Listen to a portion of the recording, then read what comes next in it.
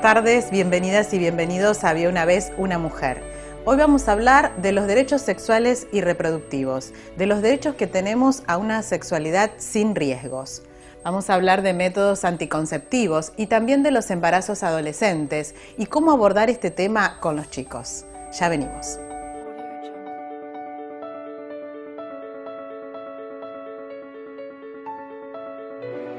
Bueno, dijimos que íbamos a hablar en Había una vez una mujer de salud sexual y reproductiva y los derechos que tenemos las mujeres de acceder a esto de la salud sexual y reproductiva. Está con nosotros la profesora Fernanda Pagura, que es docente, investigadora y extensionista de la Universidad Nacional del Litoral. Le damos la bienvenida. Gracias por estar acá, Fernanda. Gracias a ustedes. Muy amable. Bueno, ¿qué es esto de los derechos sexuales? Sí, es un paquete de derechos que tiene que ver con nuestra dimensión de ciudadanos y ciudadanas y que está referido especialmente a la dimensión de la sexualidad y la genitalidad. Por eso diferenciamos derechos sexuales y derechos reproductivos, vinculados con estas funciones, en el caso de la reproducción, o con esta dimensión propiamente humana que es esto de ser sexuados. Claro. ¿Sí? Así que bueno, está aludiendo a aquellos derechos que, primera cuestión, garantizan la soberanía sobre nuestro propio cuerpo como mujeres, como varones, mujeres trans, varones trans, y que tienen que ver con derechos, por ejemplo, el derecho a decidir con quién quiero tener un vínculo afectivo, el derecho a decir sí o a decir no en relación a todo aquello que acontece en nuestra vida e incluso en la genitalidad, y que obviamente también tiene que ver con el derecho al placer. Claro. Bueno, hace un tiempo atrás a mí me llamaba la atención un estudio que se conoció, que justamente vos diste a conocer de la Universidad Nacional del Litoral, sí, que tenía que ver con un alto porcentaje de mujeres que habían quedado embarazadas sin buscar tener un hijo, ¿no es cierto? Sí. Y lo traigo a colación porque creo que esto está relacionado con el tema de los derechos. Sí. ¿Qué es lo que está pasando que nos pasa esto? Bueno, efectivamente en ese estudio que hicimos a fines del año 2011, tomamos una muestra de 200 mujeres que estaban internadas en el Hospital Iturraspe porque estaban precisamente en el marco del nacimiento de sus niños y niñas. Sí. Y de esas 200 personas, 200 mujeres, 40 nos comentaron de que no habían buscado ese embarazo, es decir, que estaban transitando el fin de un embarazo que no estaba planificado en su vida. Sí. O sea que estábamos hablando de un 40% de la muestra, lo cual es mucho, pensando que son mujeres que no decidieron estar en esa situación de embarazo. Claro. Y esto, bueno, nos hace pensar sobre el derecho al propio cuerpo, el derecho a la soberanía, el derecho a decidir cuándo quiero tener un hijo o una hija, en qué momento de mi vida, y que alude al cuerpo de las mujeres, pero también alude a una decisión vinculada a los varones. Claro, exactamente. Entonces, ¿qué rol cumplen los varones en este tema? Claro, primero que los varones y las mujeres tenemos derechos sexuales y reproductivos, y en el caso de un embarazo, estamos haciendo referencia al nacimiento de un hijo o una hija y lo estamos definiendo como un derecho, ya no como una obligación, o sea, no como un mandato, sino como un derecho de poder elegir cuándo quiero, ¿sí? Y en este sentido está bueno esto de incorporar a los varones, porque cuando hablamos de embarazos no buscados, siempre pensamos en las mujeres, y en realidad hay varones que... porque siempre se carga sobre la mujer el tema de, que se cuide ella, que tome pastillas, porque el varón para hacerle poner el preservativo también es todo un tema, ¿no? Y ahí entonces empieza a jugar la cuestión de género, es decir, bueno, primera cuestión, esta responsabilización sobre las mujeres, sobre la planificación familiar, que se le llamaba en algún momento, pero lo cierto es que los varones necesitamos que estén involucrados fuertemente desde su responsabilidad como varones y con su capacidad de decisión también sobre el tener hijos o no. Claro. Lo cierto es que cuando empezamos a rastrear a ver qué es lo que ocurre, que sigue habiendo embarazos no buscados, ¿sí? No planificados en la vida de las mujeres, adolescentes o no. Porque en realidad la muestra tiene una franja etaria bastante amplia, ¿no es cierto? Sí, de 14 a 41 años, pero también lo vemos cuando hablamos o trabajamos con mujeres, que comentan esto de estar transitando un embarazo no deseado en ese momento de la vida. Primera cuestión, tenemos que pensar que un embarazo no deseado para una mujer no es una cuestión que es circunstancial, es algo que va a marcar su destino y su futuro, toda su vida, no es algo contingente, decimos, sino que es algo muy fuerte, ¿sí? Por lo tanto, deberíamos estar trabajando en que ninguna mujer esté en una situación de un embarazo que no haya sido buscado, ¿sí? Claro. Cuando lo analizamos desde las cuestiones de género, empezamos a mirar qué pasa entre varones y mujeres, y una de las cuestiones, la que vos mencionás, el hecho de, por ejemplo, uno de los métodos, que es el método de barrera, el uso del preservativo, bueno, nos está costando bastante trabajo el hecho de que los varones en una relación heterosexual estamos hablando, que los varones utilicen el preservativo en todas las relaciones, como corresponde, decimos, desde el comienzo mismo de la erección hasta finalizar el vínculo sexual. Esto nos cuesta mucho y siempre decimos una frase que tenemos, ¿no?, para trabajar esto, pero el preservativo no se negocia, el preservativo se usa, o sea, no es que sea una cuestión de que sí, lo uso, no, esta vez, no sé, quizás mañana, no, se usa. Y no solamente para la prevención de un embarazo, sino para la prevención de infecciones de transmisión sexual. Claro. Que a veces también nos estamos olvidando de esta otra pata, del derecho a una vida sexualidad sin riesgo en ese sentido también. Exacto, ¿cierto? Sí, una práctica de cuidado de sí mismo y de la otra persona, ¿sí? Claro. Entonces, bueno, cuando nos preguntamos nuevamente por qué acontecen, porque en realidad tenemos estos derechos establecidos en la normativa, tenemos acceso a preservativos, a los gratis, o sea, podemos ir a los centros de salud. Tengamos obra social o no, no importa la edad, no importa si soy menor de edad, o sea, la ley provincial establece que no importa la edad de la persona de menor de edad que pude ir al centro de salud sin estar acompañado. O sea, realmente tenemos facilitaciones para el ejercicio de nuestros derechos y los métodos están. Yo voy al centro, saco los preservativos, nadie me pregunta, ¿está? Bueno, entonces ahí necesitamos complejizar las respuestas y ahí nos encontramos con que hay situaciones diferenciadas, o sea, no hay una única respuesta que permita comprender este fenómeno de los embarazos no buscados. Entonces nos encontramos que en algunos casos hay mandatos culturales que siguen operando con una fuerza feroz en el hecho de que las mujeres parece ser que si no somos madres, nuestra condición de mujer, no está reconocida desde la mirada de los otros y la propia. Entonces, desmantelar estos mandatos, de que no sea realmente esto, una imposición, sino una elección de vida. Desactivar otros mandatos en relación a los varones, que muchas veces también el hecho de embarazar genera parte de su condición de virilidad. Hay otras situaciones, el hecho de que, por ejemplo, algunas cosas no se conocen. Por ejemplo, si bien conocemos que tenemos métodos, también tenemos que gestar un trabajo muy minucioso en cómo se utilizan, porque a veces parece que el mundo tiene que venir sabiendo. Entonces, y no es así. Y no es así, es decir, como docentes o profesionales de la salud, tenemos que mostrar cómo se utiliza, chequear si la información que transmití como profesional realmente ha sido apropiada por la persona que me está escuchando, con la cual estoy dialogando. Sí, también el derecho al placer, me parece, Fernanda, ¿no? Decir, bueno, no necesariamente hay que tener relaciones sexuales para tener hijos, como las abuelas, sino siempre, el derecho al placer, ¿no? Es una pregunta que cuando trabajamos con docentes lo hacemos para poder visualizar, primero, esta diferenciación entre las dos dimensiones, que están vinculadas, pero cada una tiene particularidades. Y una pregunta es cuántas veces tuvimos sexo para reproducir la especie. Y resulta que nos vamos a encontrar que es la menor cantidad de veces en nuestras vidas. Y obviamente siempre hablando nuevamente en relaciones heterosexuales. Hay relaciones no heterosexuales que la reproducción quedó fuertemente fuera de ese vínculo. Y qué bueno que sea así. Sí, entonces, bueno, creo que, a esto estamos aludiendo con lo sexual y lo reproductivo. Muchísimas gracias por haber venido, Fernanda. Muy amable, gracias por tu aporte. Nos vamos a la primera pausa. De regreso vamos a estar hablando con la doctora Patricia Acosta sobre métodos anticonceptivos. No se vayan, ya venimos.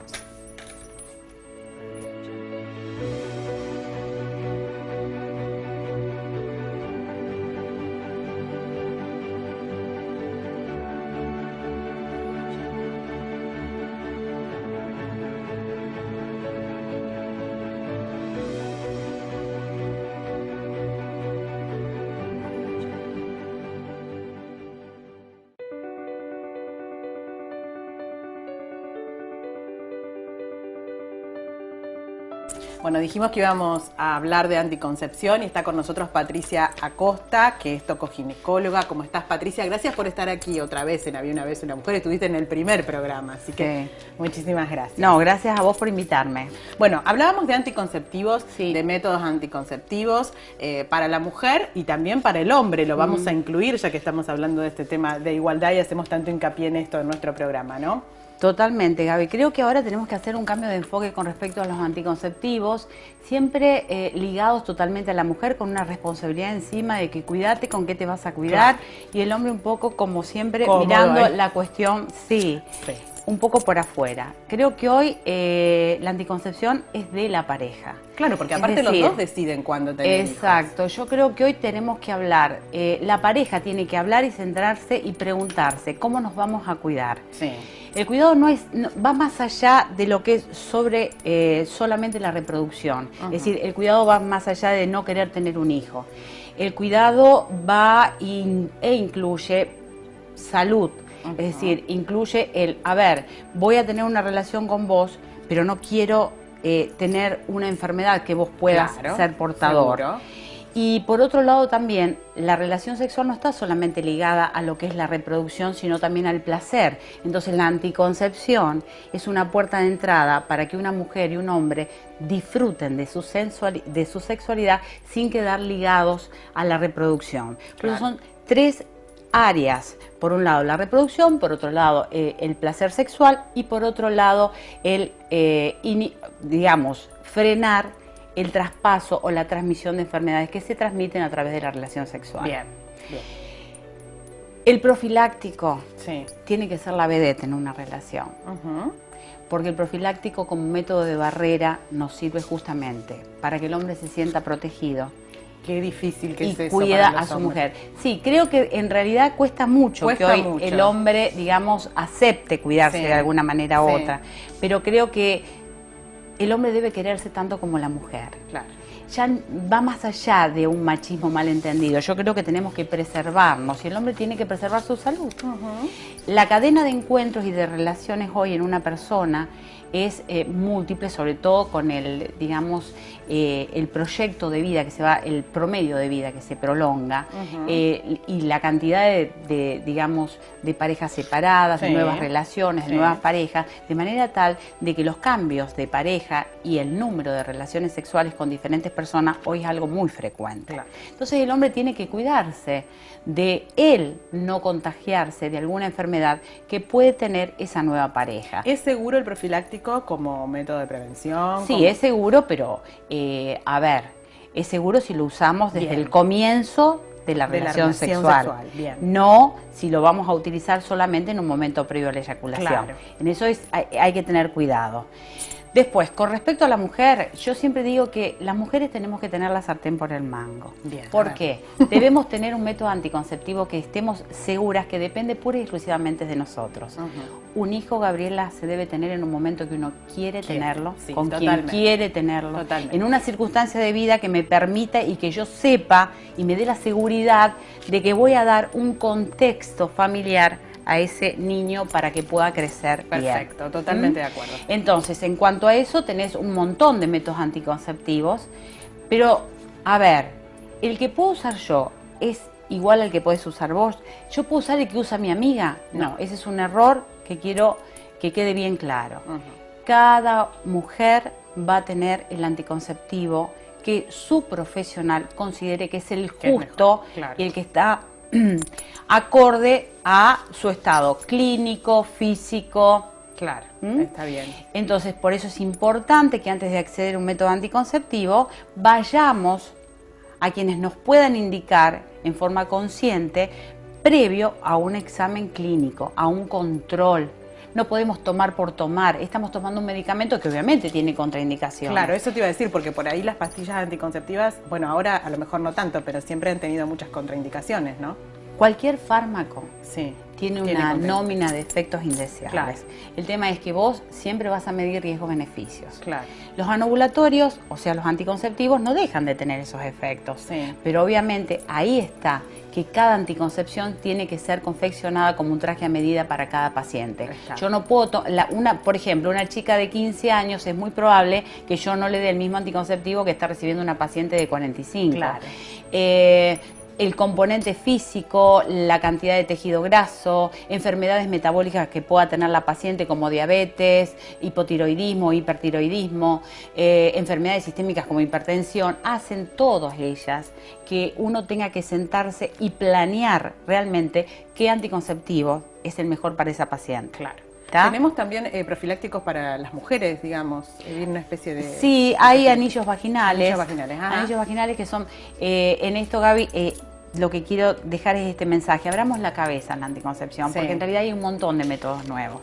El tema es que muchas mujeres cuando llegan al consultorio están muy reacias a la utilización de anticonceptivos nuevos. Hay distintas vías de administración. Está la vía dérmica, la vía transdérmica a través de los parches, o los anillos vaginales a través de la mucosa, la absorción del principio activo, digamos, a través de la mucosa vaginal, o el mismo dispositivo intrauterino, los implantes nuevos que se usan ahora, y el paciente lo primero que te pregunta es: ¿pero es efectivo eso? Con mucho miedo, parece que dejar la píldora anticonceptiva es entrar en un terreno desconocido de descuido, y no, estos anticonceptivos nuevos tienen la misma efectividad que las píldoras anticonceptivas. Y fueron creados para que la mujer tenga opciones de anticoncepción.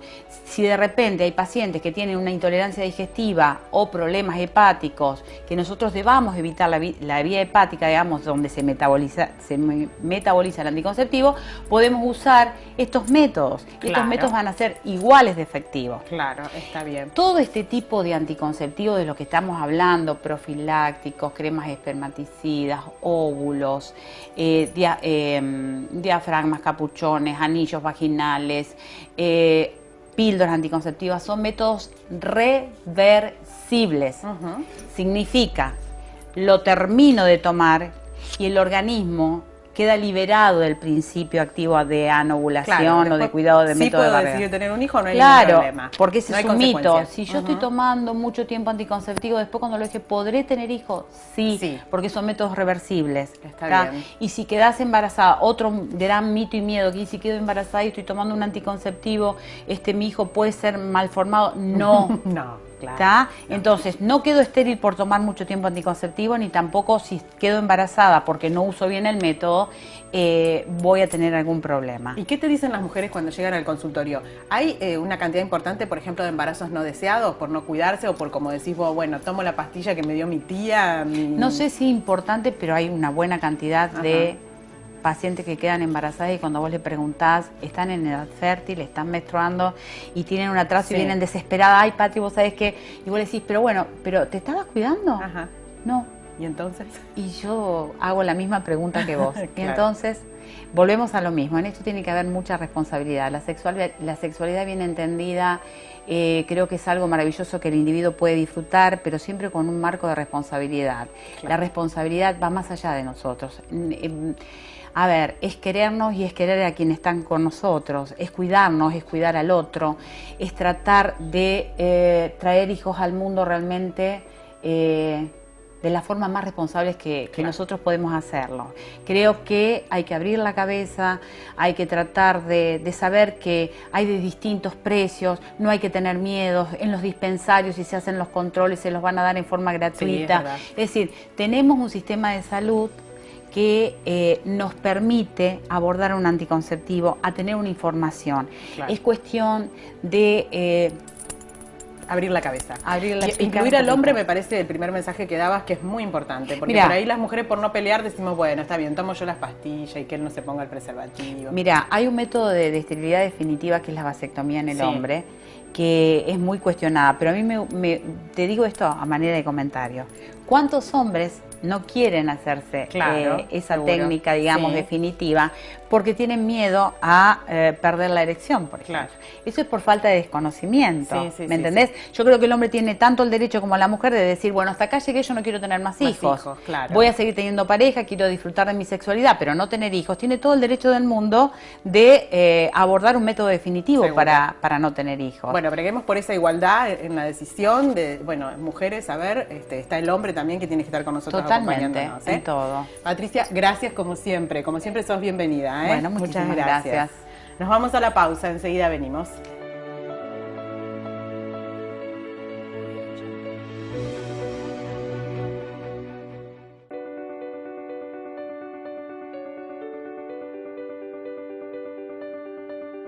Bueno, y si hablamos de salud sexual y reproductiva, como estamos haciendo aquí en Había una vez una mujer, tenemos que empezar a hablar de qué pasa con los adolescentes, porque es allí donde comienzan las relaciones sexuales. Vamos a hablar con la doctora María Cristina Lisi, que nos visita otra vez. Ella es pediatra y especialista en adolescentes. Cristina, como siempre, gracias por estar aquí en nuestro programa. Gracias a vos por convocarme. Bueno, ¿desde cuándo hay que hablarle a los adolescentes y cómo? ¿Qué es lo que nos preguntamos los padres?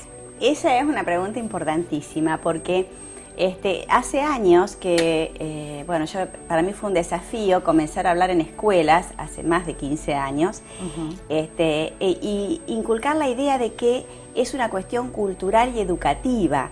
No se le habla al adolescente de educación sexual desde su adolescencia. La educación sexual debe comenzar en el jardín de infantes, ¿sí? Para que se naturalice. Para que se naturalice. Así, yo siempre en los talleres he trabajado mucho en escuelas y con escuelas y jardines de infantes, por supuesto que a distintos niveles, así claro, como porque vos... no es lo mismo lo que le vamos a decir a un niño muy pequeñito que exacto, ya... es muy básico lo que el niño pregunta, pero ya incorporar la educación sexual, hablar, que se desmistifique el tema de educación sexual en los niños, para después más adelante, según el nivel del chico, ir hablando de la misma educación sexual, pero a nivel más profundo. Es decir, el más chiquito te puede preguntar de dónde sale, cómo nos hicieron, con mucho amor y punto. Sí. Es decir, no hace falta tampoco demasiada descripción, porque a veces dice, ¿y cómo le vamos a hablar de educación sexual a los chiquitos?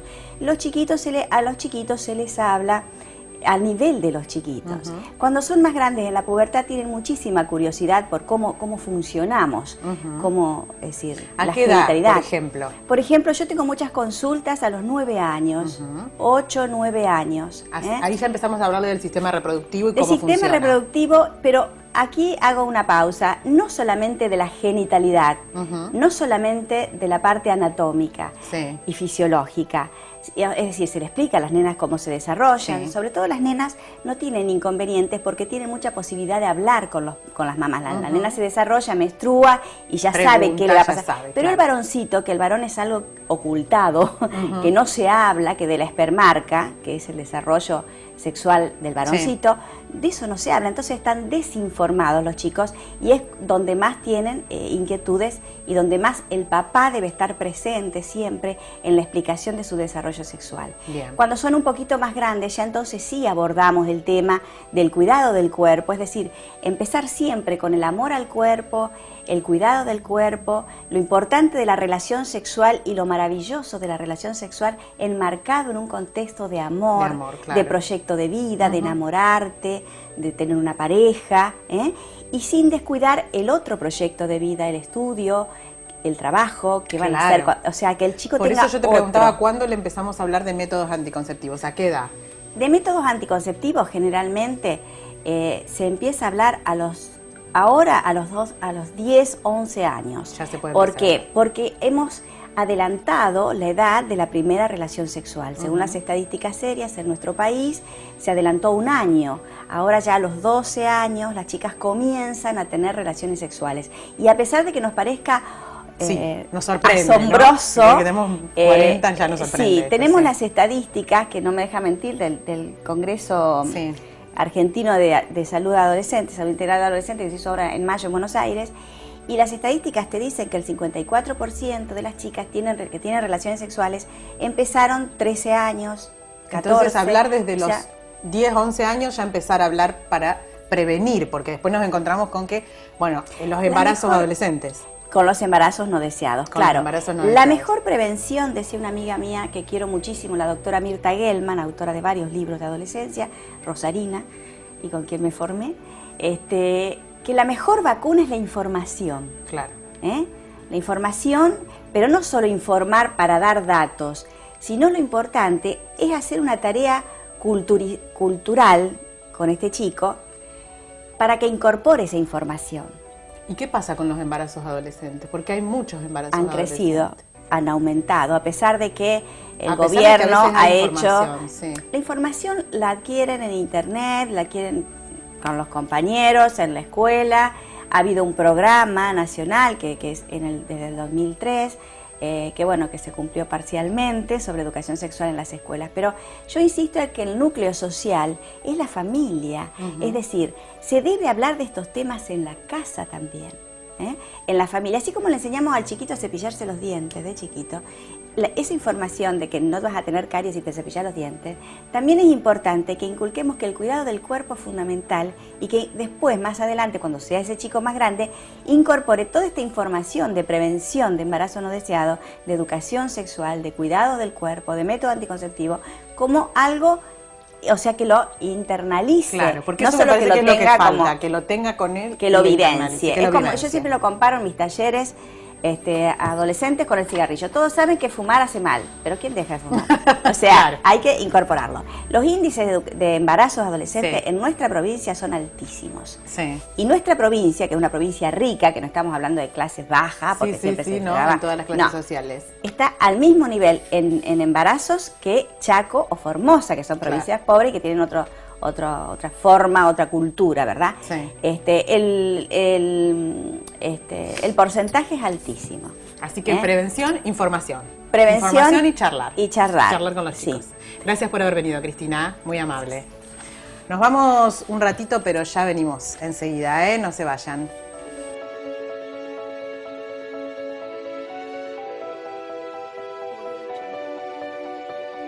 Bueno, y en Había una vez una mujer no puede faltar Cristina Valari, que siempre nos trae un libro y nos recomienda algo para leer en la semana. ¿Cómo estás, Cris? Bien, Gaby, muy bien. Mira, realmente vamos a insistir con Federico García Lorca y vamos a insistir con el teatro. Dale. Y lo que elegí para hoy se llama Yerma. ¿Por qué elegimos el teatro? Y sabiendo que Federico tiene una fama bien ganada como poeta exquisito. Bueno, porque justamente dentro de las obras de teatro, ya lo habíamos visto en Bernarda Alba, pero sobre todo se nota mucho en esta obra que se llama Yerma, tenemos poesía pura.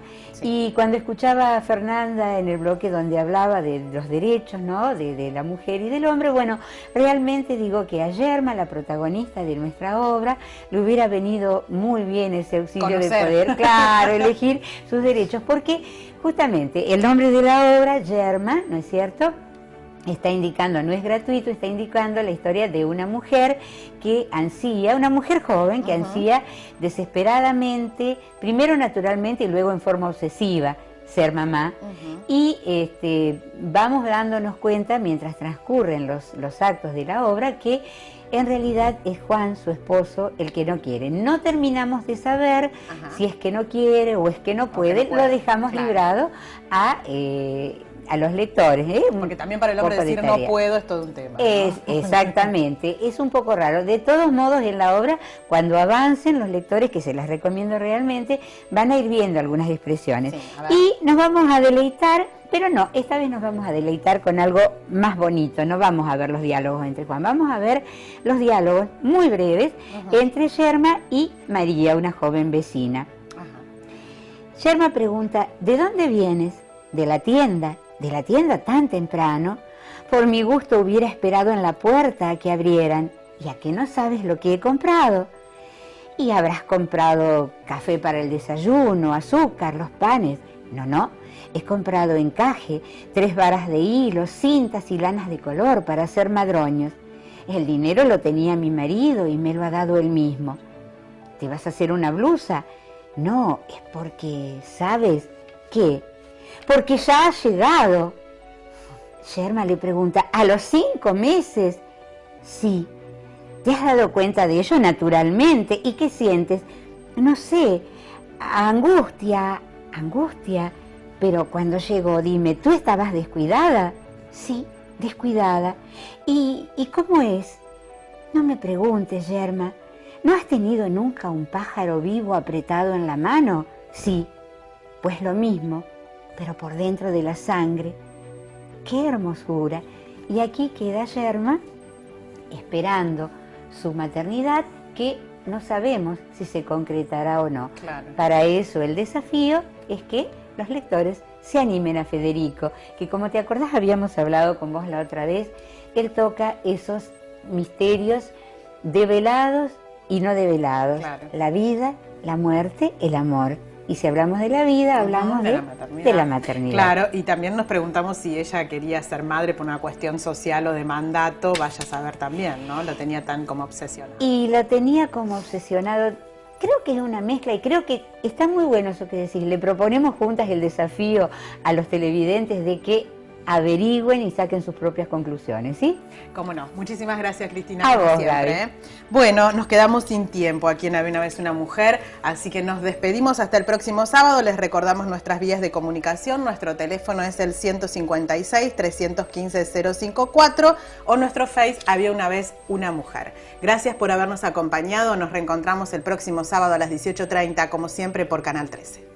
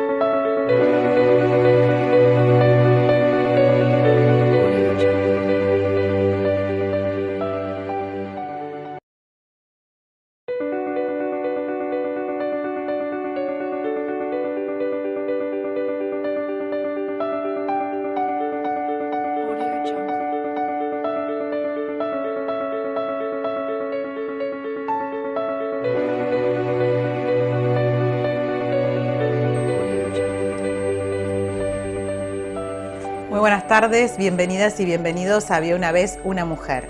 Hoy vamos a hablar de los derechos sexuales y reproductivos, de los derechos que tenemos a una sexualidad sin riesgos. Vamos a hablar de métodos anticonceptivos y también de los embarazos adolescentes y cómo abordar este tema con los chicos. Ya venimos.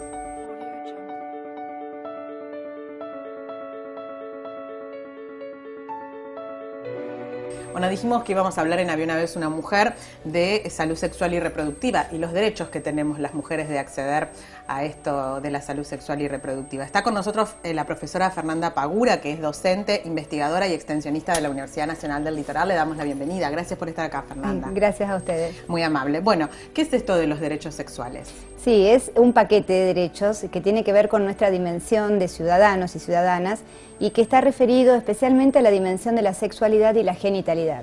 Por eso diferenciamos derechos sexuales y derechos reproductivos, vinculados con estas funciones, en el caso de la reproducción, o con esta dimensión propiamente humana, que es esto de ser sexuados. Claro.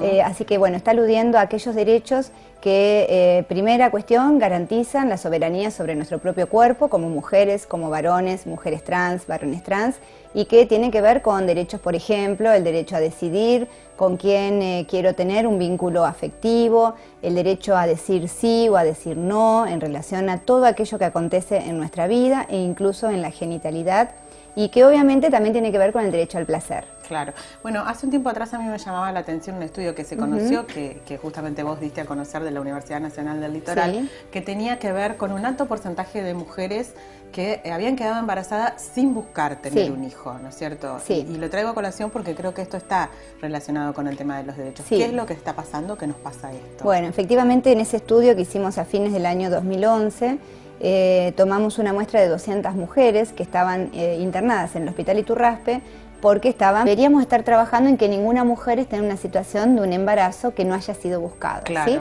claro. Cuando lo analizamos desde las cuestiones de género, empezamos a mirar qué pasa entre varones y mujeres, y una de las cuestiones, la que vos mencionás, el hecho de, por ejemplo, uno de los métodos, que es el método de barrera, el uso del preservativo, bueno, nos está costando bastante trabajo el hecho de que los varones, en una relación heterosexual estamos hablando, que los varones utilizan el preservativo en todas las relaciones, como corresponde, decimos, desde el comienzo mismo de la erección hasta finalizar el vínculo sexual.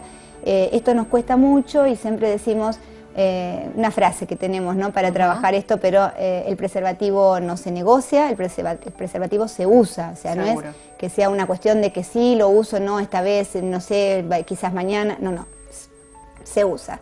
Y no solamente para la prevención de un embarazo, sino para la prevención de infecciones de transmisión sexual. Claro. Que a veces también nos estamos olvidando de esta otra pata, del derecho a una vida sexualidad saludable. sin riesgo en ese sentido también. Exacto, ¿cierto? ¿sí? Una práctica de cuidado de sí mismo y de la otra persona. ¿Sí? Claro. Entonces, bueno, cuando nos preguntan precisamente en el marco del nacimiento de sus niños y niñas. Sí. Y de esas 200 personas, 200 mujeres, 40 nos comentaron de que no habían buscado ese embarazo, es decir, que estaban transitando el fin de un embarazo que no estaba planificado en su vida. Sí. O sea que estábamos hablando de un 40% de la muestra, lo cual es mucho, pensando que son mujeres que no decidieron estar en esa situación de embarazo. Claro. Y esto, bueno, nos hace pensar sobre el derecho al propio cuerpo, el derecho a la soberanía, el derecho a decidir cuándo quiero tener un hijo o una hija, en qué momento de mi vida, y que alude al cuerpo de las mujeres, pero también alude a una decisión vinculada a los varones. Claro, exactamente. Entonces, ¿qué rol cumplen los varones en este tema? Claro, primero que los varones y las mujeres tenemos derechos sexuales y reproductivos, y en el caso de un embarazo, estamos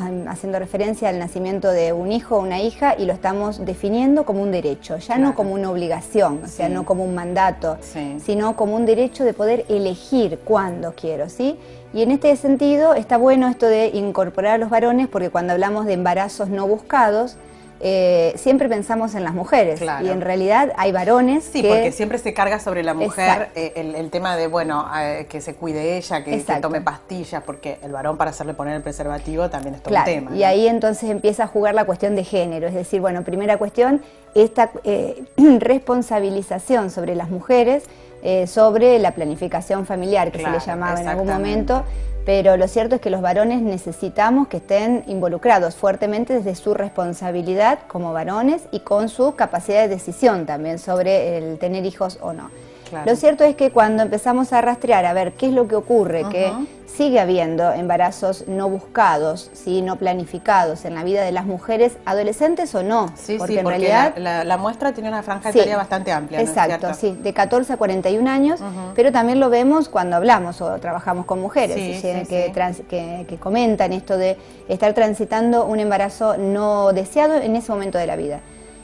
Primera cuestión, tenemos que pensar que un embarazo no deseado para una mujer no es una cuestión que es circunstancial, es algo que va a marcar su destino y su futuro, toda su vida, ¿sí? No es algo contingente, decimos, sino que es algo muy fuerte, ¿sí? Por lo tanto,